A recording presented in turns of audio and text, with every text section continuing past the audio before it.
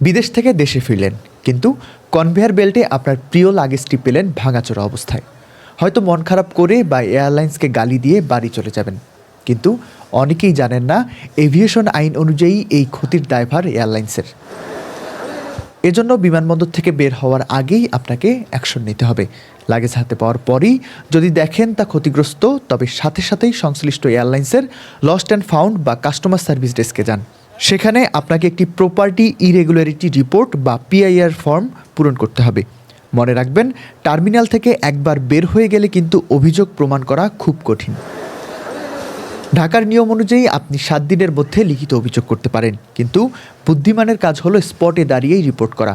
ক্ষতিপূরণ পেতে 3টি জিনিস অবশ্যই নিজের কাছে রাখুন: আপনার বোর্ডিং পাস, লাগেজের ট্যাগ এবং ব্যাগের পরিষ্কার ছবি এবং পূরণ করা পিআইআর ফর্মের কপি। অভিযোগ প্রমাণিত হলে এয়ারলাইন্স সাধারণত আপনাকে সমমানের বা স্ট্যান্ডার্ড কোয়ালিটির একটি নতুন ব্যাগ দিতে বাধ্য। আর যদি ব্যাগের কারণে ভেতরের মালামাল নষ্ট হয়, তবে ওজন এবং আন্তর্জাতিক নিয়ম অনুযায়ী আপনি আর্থিক ক্ষতিপূরণও দাবি করতে পারেন। সচেতনতাই আপনার অধিকার আদায়ের প্রথম ধাপ। তাই বেল্ট থেকে লাগেজ তুলেই আগে চেক করুন, তারপর গ্রিন চ্যানেল পার হন। আপনার অধিকার জানুন, ভ্রমণ আনন্দদায়ক করুন।